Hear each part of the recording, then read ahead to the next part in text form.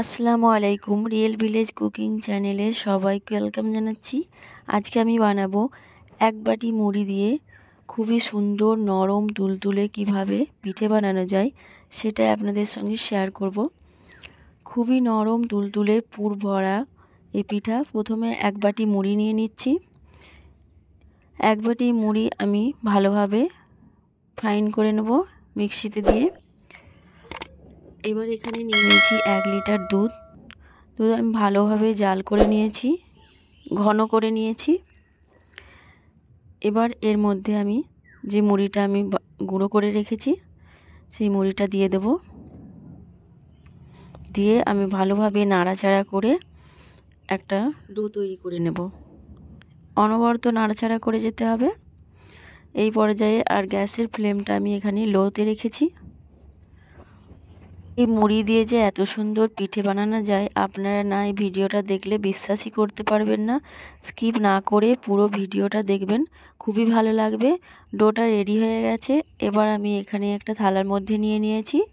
এবারে হাত দিয়ে এইভাবে কুসুম গরম থাকা অবস্থায় আমি এইভাবে একটু মথে নিচ্ছি। এটা ঠিক আমার ভালোভাবে মথে নিয়েছি। এবার আমি নারকেলের পুরটা রেডি করে নেব। 1 বাটি পরিমাণ নারকেল নিয়ে নিলাম। এর মধ্যে আমি দিয়ে দিচ্ছি আখের গুড়। 2 চামচের মতো আখের গুড় দিয়েছি। আর এখানে এর সঙ্গে আমি কিছু খেজুরের গুড় অ্যাড করছি। 2 থেকে 3 টেবিল চামচের মতো খেজুরের গুড় দিয়ে দিলাম। খেজুরের গুড় দিলে এর টেস্টটা খুবই ভালো হয় আর খেতে খুবই ভালো লাগে। অনবরত নাড়াচাড়া করে আমি পুরটাকে রেডি করে নিলাম। এবার এর থেকে অল্প অল্প করে নিয়ে আমি হাতের তালুর মধ্যে দিয়ে গোল করে নিচ্ছি। এইভাবে করে গোল করে নিতে হবে। দিয়ে মাঝ বরাবর আঙুলের সাহায্যে এইভাবে আমি প্রেস দিয়ে দিয়ে এইরকম বানিয়ে নিচ্ছি। এবার এর মধ্যে আমি সামান্য পুর দিয়ে দিচ্ছি। পুর দিয়ে আমি ভালোভাবে এটাকে মুড়ে দেব। এইভাবে এক সাইড থেকে এইভাবে ভালোভাবে মুড়ে দিতে হবে, দিয়ে গোল করে নিতে হবে। এবারে ভালোভাবে মুড়ে হাতের তালুর মধ্যে দিয়ে আমি গোল করে নেব। এইভাবে হাতের তালুর মধ্যে দিয়ে সহজেই গোল হয়ে যাবে। হালকা করে একটু প্রেস করে দিচ্ছি। এবার এটাকে ভালোভাবে চারিপাশটা আঙুলের সাহায্যে এইভাবে সমান করে দিতে হবে। এবার আমি এখানে একটা চামচ নিয়ে নেব। এখানে একটা চামচ নিয়ে নিচ্ছি। চামচের উল্টো পিঠটায় করে এইভাবে আমি একটু ডিজাইন করে দিচ্ছি। এই দেখুন এইভাবে। আবার এই সাইড করে মাঝ বরাবর দিয়ে দিচ্ছি। এখানে খুব সুন্দর একটা ডিজাইন তৈরি হয়ে যাবে। আপনারা চাইলে প্রথমেই এইভাবে আঙ্গুলের সাহায্যে চারপাশটা একটু ভালোভাবে প্রেস করে নিতে পারেন।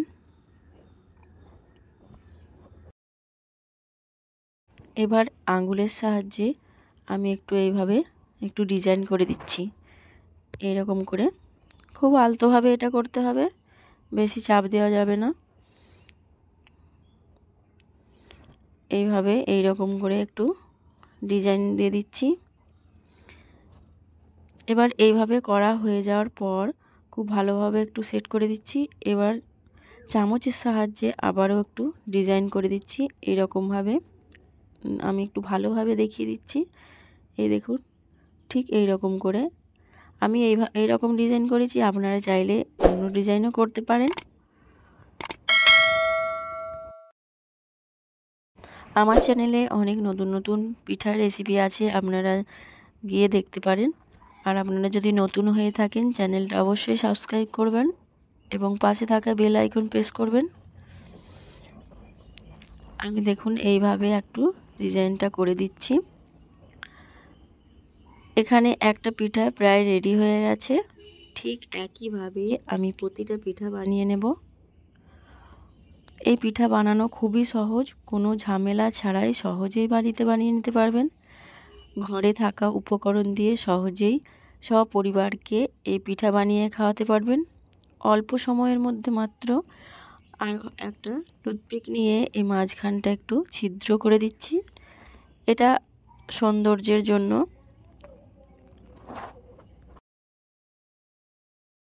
একটা পিঠা রেডি হয়ে গেল। ঠিক একইভাবে আমি আবারও একটু দেখিয়ে দিচ্ছি আপনাদের বোঝার সুবিধার জন্য। একইভাবে এরকম আমি ফোল্ড করে নিলাম, পুর দিয়ে হাতের তালুর মধ্যে দিয়ে গোল করে নিলাম। এবার একটা চামচের সাহায্যে আমি একটু ডিজাইন করে নেব। আপনারা চাইলে প্রথমে এইভাবেও বানাতে পারেন।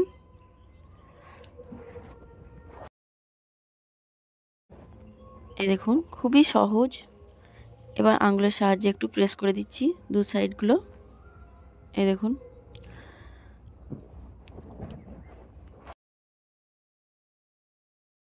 আর একটা পিঠা আমি রেডি করে নিলাম। ঠিক একইভাবে সব কটা পিঠা আমি বানিয়ে নিচ্ছি। এই দেখুন খুব সুন্দরভাবে বানানো হয়ে গেল। এবার আমি একটা থালার মধ্যে নিয়ে ছিদ্রগুলোতে সামান্য একটু ফুড কালার দিয়ে দিচ্ছি দেখতে সৌন্দর্যের জন্য। আমি এখানে নিয়ে নিয়েছি একটা পাত্রে জল, আর এটা আমি লো টু মিডিয়াম হাই ফ্লেমে জলটা গরম করে নিয়েছি। আর এরকম ছিদ্রযুক্ত একটা পাত্র নিয়ে নিয়েছি, এর উপর পিঠেগুলো দিয়ে দিচ্ছি। আমি এগুলোকে ভাপে বানাবো।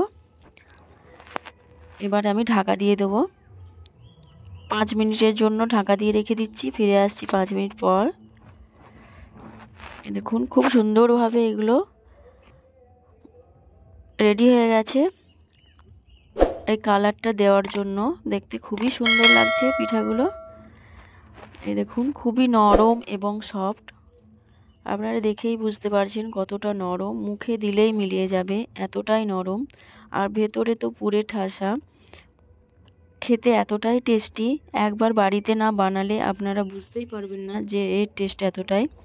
তাহলে দেখলেন তো কত অল্প সময়ের মধ্যে বাড়িতে থাকা উপকরণ দিয়ে সহজেই এই পিঠা বানানো যায়।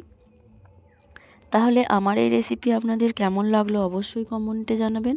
ভালো লাগলে চ্যানেলটা সাবস্ক্রাইব করবেন এবং পাশে থাকা বেল আইকন প্রেস করবেন। পিঠাগুলো এতটাই টেস্টি, আমি একটু ভালোভাবে দেখিয়ে দিচ্ছি। আপনারা বাড়িতে ট্রাই করবেন আর কেমন হলো জানাবেন। আমি একটা ভেঙে দেখাচ্ছি যে কতটা নরম। এই দেখুন খুবই নরম। এই দেখুন ভেতরে পুরে ভরা, দেখলেই খেতে ইচ্ছা করবে আর বানানোর সঙ্গে সঙ্গেই শেষ হয়ে যাবে, এতটাই টেস্টি। আজকের রেসিপি এখানেই শেষ করছি।